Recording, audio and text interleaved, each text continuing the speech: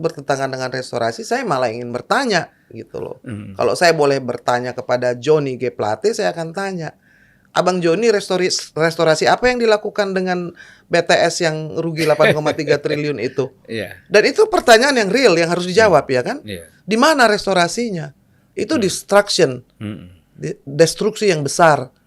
Bukan merestore tapi merusak. Jadi itu pertanyaan yang harus ditanyakan sehingga tagline itu selaras dengan apa yang dilakukan. Iya. Tidak ada restorasi dalam kasus BTS. Belakangan ini kita jadi ngomongin korupsi ya ini ya Bang ya. Belakangan ini di sidang itu ketahuan bahwa ada 40 miliar yang diberikan kepada pimpinan BPK. Artinya harus ditemukan siapa itu di BPK yang terima 40 miliar. Iya. Kenapa itu bisa terjadi? Sidang itu sampai hakimnya gebrak meja. Dan itu menurut saya menarik karena publik mendapatkan pelajaran secara hukum dan betapa bahayanya korupsi itu secara langsung. Karena apa? Karena ternyata semua lembaga-lembaga negara yang dianggap sudah wajar tanpa pengecualian dari BPK sekarang dibantah berarti. WTP itu nggak laku loh. Pada waktu urusan BTS itu WTP. Kenapa banyak uang berpuluh-puluh miliar yang melayang kepada BPK, parlemen, lalu juga orang-orang yang menjadi markus pada waktu itu. Dan itu nama-nama itu harus memberikan pertanggungjawaban publik kalau menurut saya, Bang. Ya itulah makanya rakyat ini di dalam memilih partai itu jangan hanya melihat pidato dan slogan yang disampaikan. Harus kan mereka lihat kinerja partai itu sebenarnya mulai dari DPRD tingkat 2, tingkat 1 ya atau sekarang kan dikenal dengan DPRK ya kan, DPRD sampai kepada DPR RI apa yang mereka sudah perbuat. Untuk rakyat, program mereka itu apa? Betul. Ini kan sekarang kita susah ya, masyarakat kita ini memang kadang-kadang hanya disuguhkan dengan campaign-campaign yang kosong, yang janji-janji yang kosong. Iya. Nah, mungkin ya PSI, saya yakin ya akan memberikan suatu janji yang pasti. Janji-janji yang paling berisi, tidak mendekatilah kenyataan-kenyataan yang jadi harapan rakyat. Karena kita sedih sekali. Satu kalau waktu menjadi anggota DPR kalau masuk ke desa-desa atau jalannya masih berlubang-lubang ya, tapi bupatinya mobilnya bisa 5. Ya kan punya rumah di Jakarta di mana-mana. Kan itu banyak tuh. Banyak. Kemudian mereka bisa jalan-jalan ke luar negeri. Bebas kapan saja. Sama kayak Pak Menteri masih di luar negeri nih, rumahnya di Geledah, menterinya di luar negeri. Katanya ada tugas pekerjaan pangan. Tapi katanya dalam rumahnya KPK sudah menemukan uang puluhan miliar. Betul. Ya betul. Kan? Betul. Lalu mutasi jabatan lah macam-macam. Nah, jadi saya pikir ini adalah pelajaran agar jangan urusan korupsi itu kemudian dikaitkan dengan ini kan alasan politis. Karena dia berasal dari partai tertentu. Pertanyaan saya, emang ada partai yang tidak korup? Hampir semua sudah terjerat hukum. Exactly. Ada daftarnya. Iya. Ada daftarnya. Dan mudah-mudahan PSI tidak akan pernah memiliki daftar itu.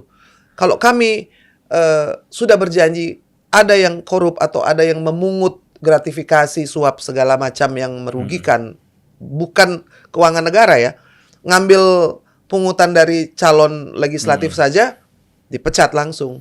Yeah. Itu nggak ada kerugian negara. Itu perilaku korup yang tidak sesuai dengan DNA dari PSI. Jadi makanya saya pikir saya ini bisa gagah nih di PSI ini. Karena apa?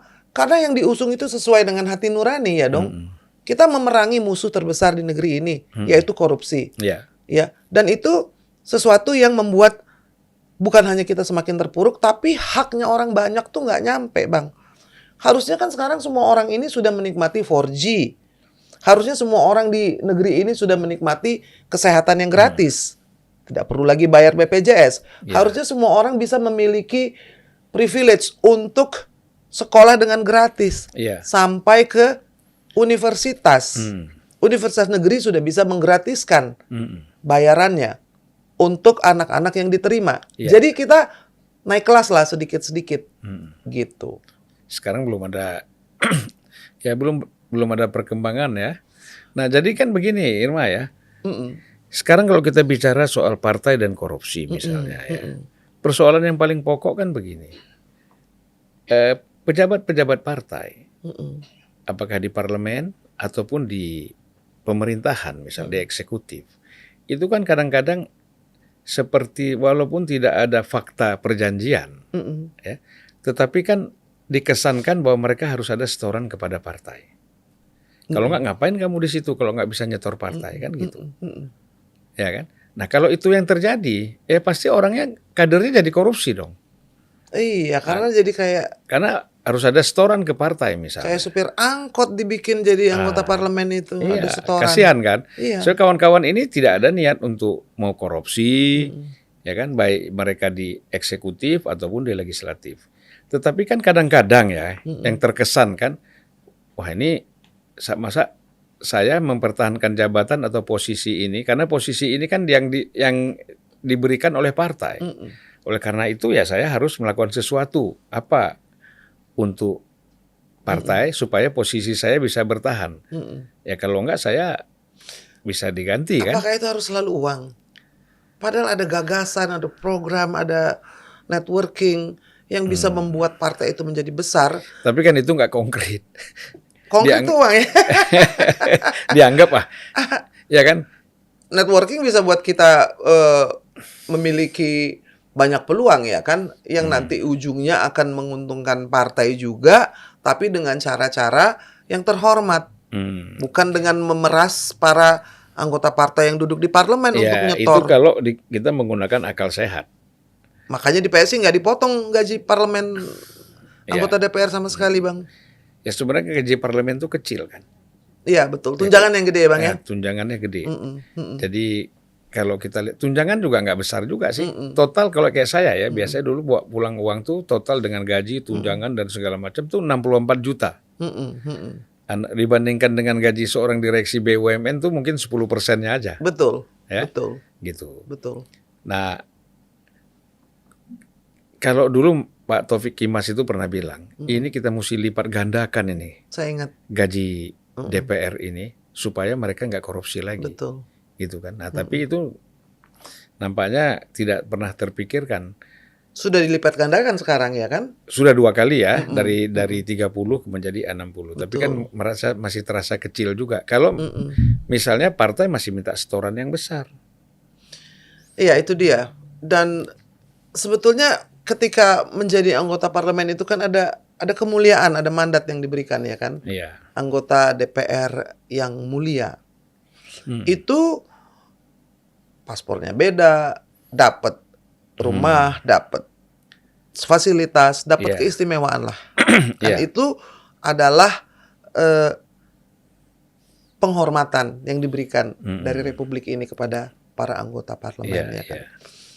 Dan ada hal-hal yang tidak bisa dinilai dengan uang. Kenapa? Karena ada kuasa yang besar sekali di dalamnya.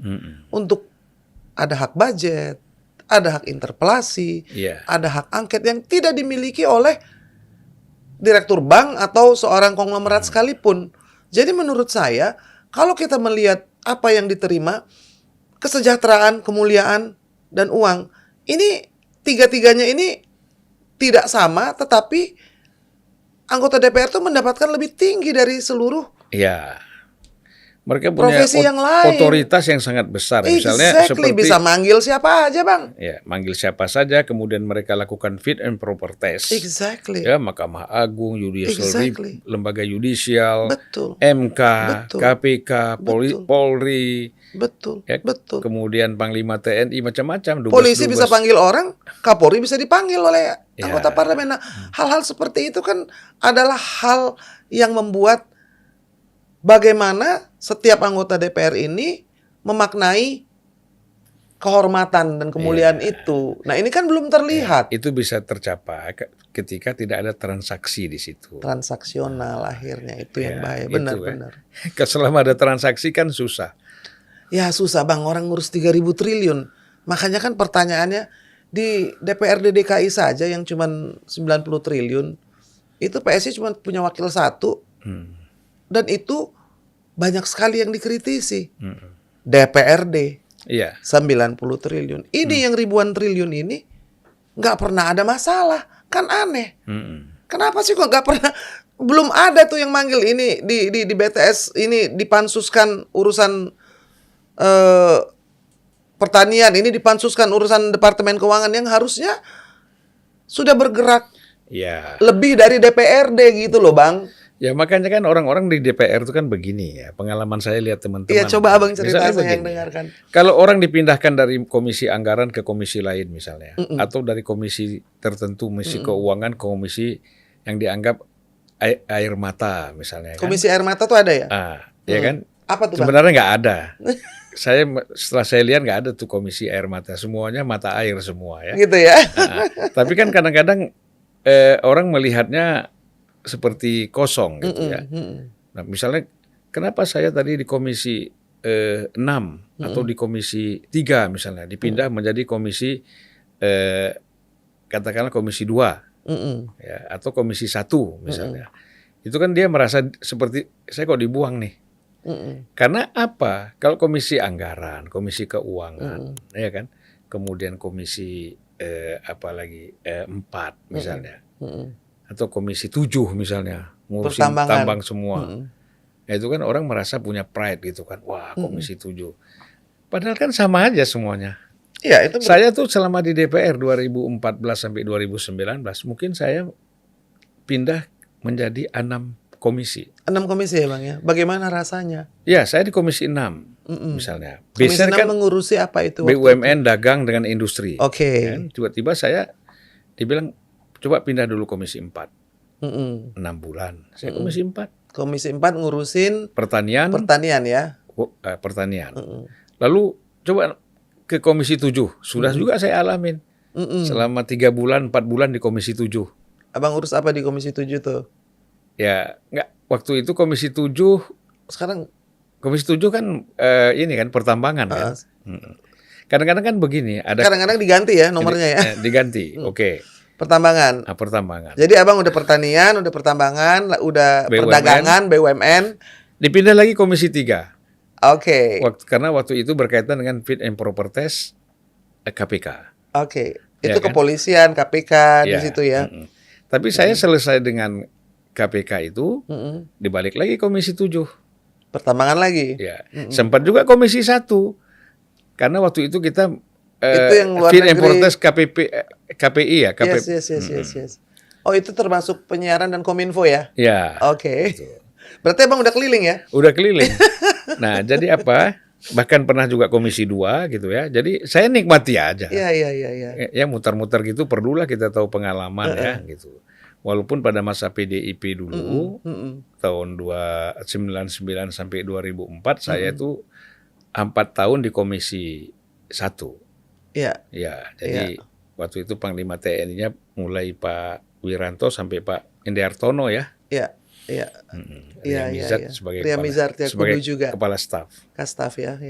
Jadi itu pengalaman kita lihat. Coba hilangkanlah ya. Bicara soal komisi basah, komisi kering. Ada istilah itu ya, saya malah nggak tahu. Oh, itu kan udah sangat. Udah umum orang tahu ya gitu. Nah itu yang harus dihindari sehingga apa? Semua komisi adalah ladang. Iya. Untuk berbakti gitu kan. Betul. Ya Bang ya. Gitu. Iya.